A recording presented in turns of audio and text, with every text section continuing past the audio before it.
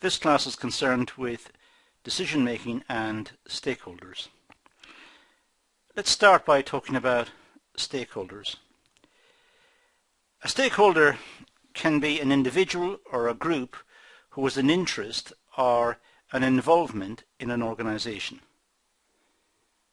So we can identify who the stakeholders are just from that statement. The employees of the company, they have an interest in the organization, so they are stakeholders. The suppliers are stakeholders, the suppliers of raw materials and of equipment. The customers are stakeholders because they have an interest in the organization because it supplies goods and services that they require. Organizations must consider all stakeholders when it concerns when it comes to decision making, when it concerns decision making. So stakeholders must be taken into account at a time of decision making. Decisions ultimately affect the stakeholders. Whatever the decision the company comes to, it will impact on some stakeholders, if not all. So they must be taken into account when devising decisions, when coming to a decision. Now, stakeholders can be internal, they can be connected, or they could be external. And we'll look at the differences between these in the next slide.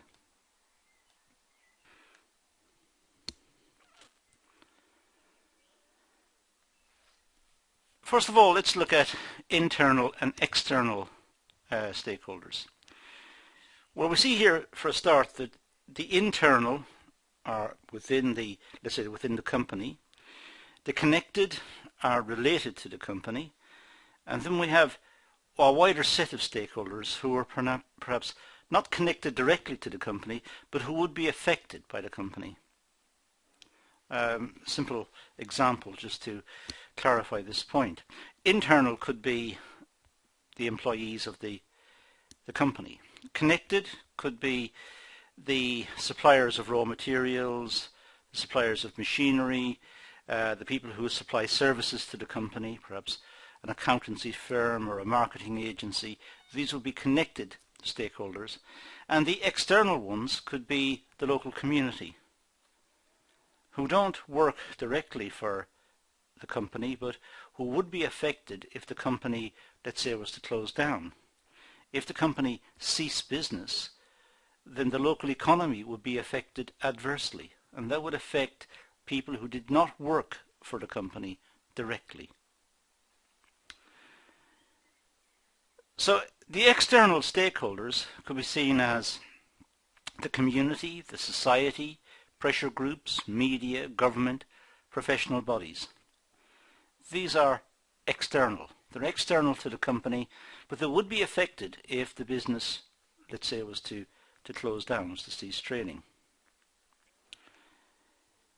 They're not directly linked to the organization, but the organization's decisions do impact on this set of stakeholders.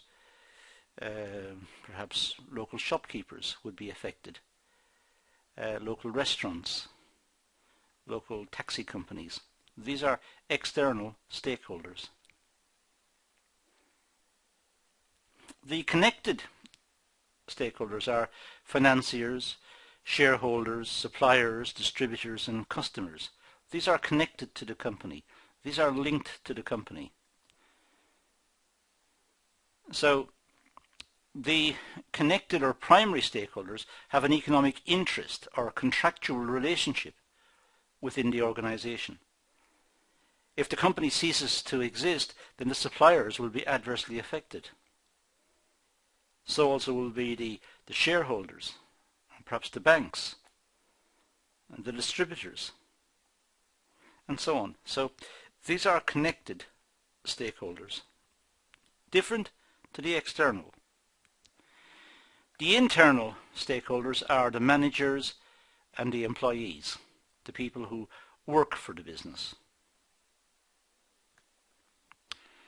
So The internal stakeholders are directly linked to the organization. Now let's talk about stakeholder engagement. This is a concept used by organizations to involve stakeholders in the decision-making process. It means engaging with the stakeholders, getting their opinions, seeking their advice, getting their responses to various positions, and doing surveys amongst them and asking them directly, perhaps having focus groups to try and work out what the stakeholders think about particular decisions. And techniques such as stakeholder analysis ensure organizations identify stakeholders most affected by the organization's decisions.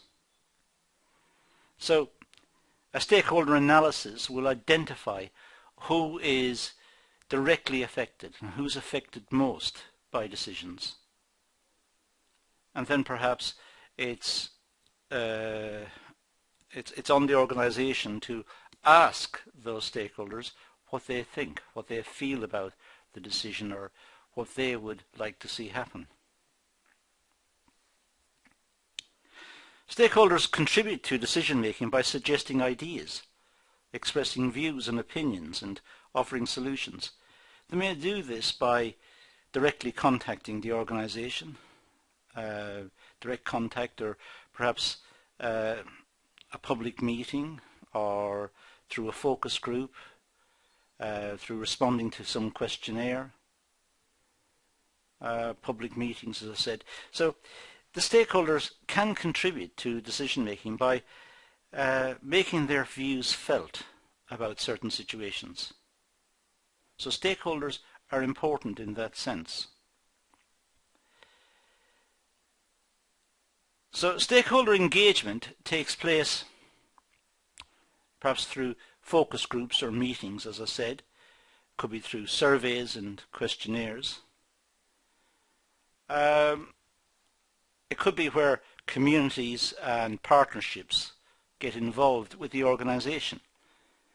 The local community may have some conduit, some contact with the organization, and ask the organization to do or not do certain things. So there is a channel of communication open between the local community and the business.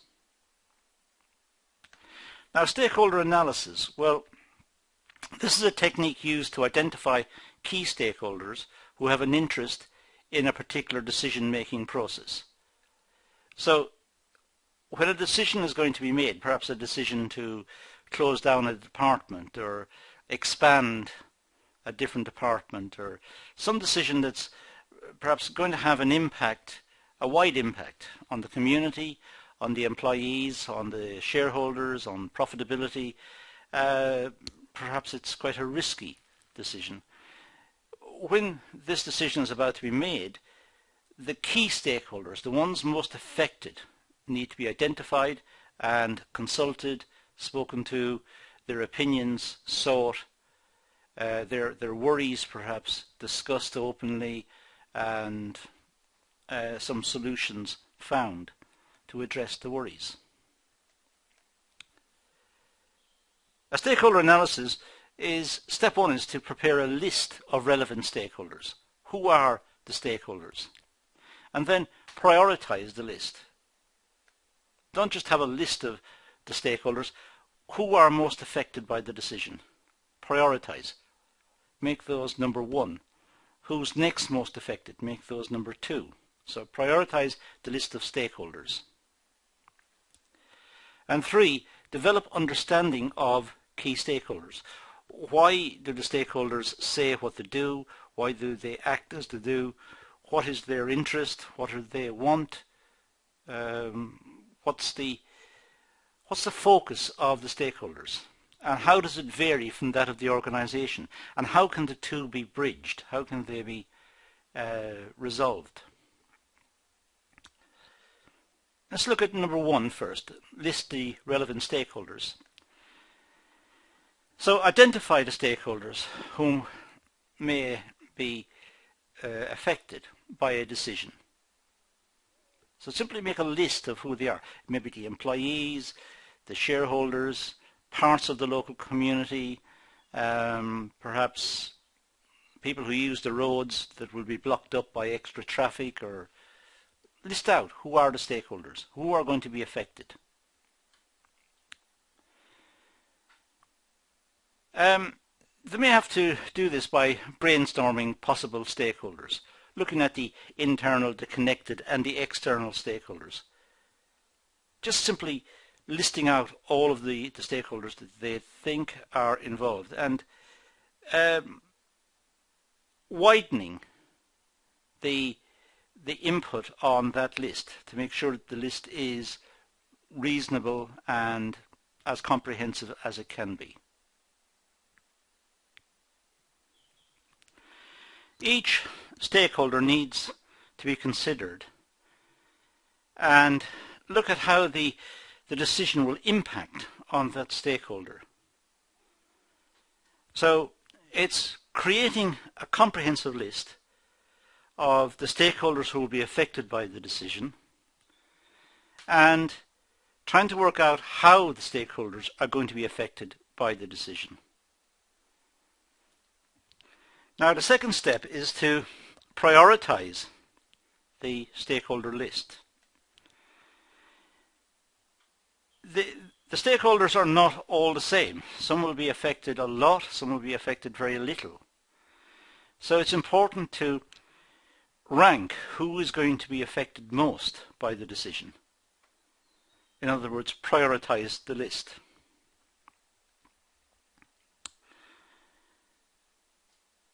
Some stakeholders have the power to influence decisions, whilst others have an interest in the decision taken by the organisation. So it's also important to recognise that it's not just the organisation affecting the stakeholder, but the stakeholder may also affect the organisation. For example, the local community may have political connections, they may have political power, so that planning applications could be referred and held up or refused. So it's important to know the stakeholders and work out who are important and who need to be dealt with. In other words, prioritize the list. So they need to be mapped out in terms of importance. That's the point. So a stakeholder mapping could look something like this. You could have the power of the stakeholder on the vertical axis and the interest that needs to be paid to the stakeholder. So if they've got low power and they're not that affected, just keep them under observation. They are stakeholders and they need to be monitored. They need to be watched. They need to be taken into account during decisions. If they've got a lot of power and they're very interested in what's going on, then they need to be managed. They need to be managed appropriately. This means they need to be contacted, and it needs to be done in a sensitive way, a way that will enable the business to carry out its policy, to make its decision, but at the same time address the issues of the stakeholders. And step 3, develop understanding of key stakeholders. It's important to understand the issues that the stakeholders are raising. It's important to understand the stakeholders themselves and get information about the stakeholders. And why are they so concerned? Why have they got an issue? Is there something deeper that needs to be considered? Is there a further explanation that goes even further back that needs to be addressed?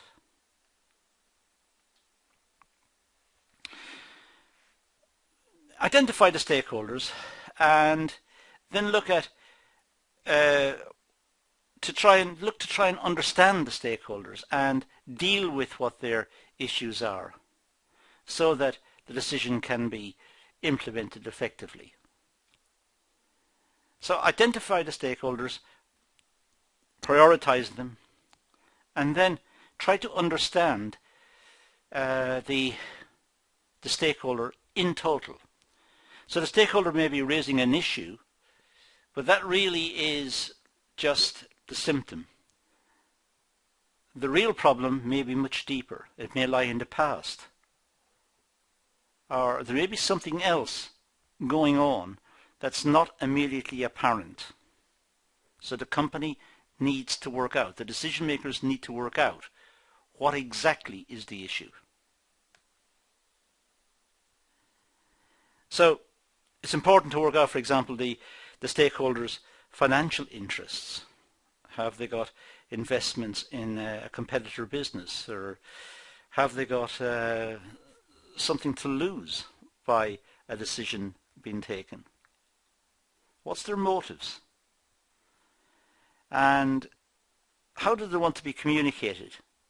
And what's their opinions and attitudes? And what determines their opinions and attitudes? Something must lie behind it. So the problem for the business is to try and get a full picture, a full background on why perhaps there's opposition to a particular decision or why there's support for a particular decision. Because the stakeholders may actually support the decision, in which case it's easy. But it's also useful for the business to know the stakeholders and know why they're supporting it or why they're disagreeing with it. What lies behind it?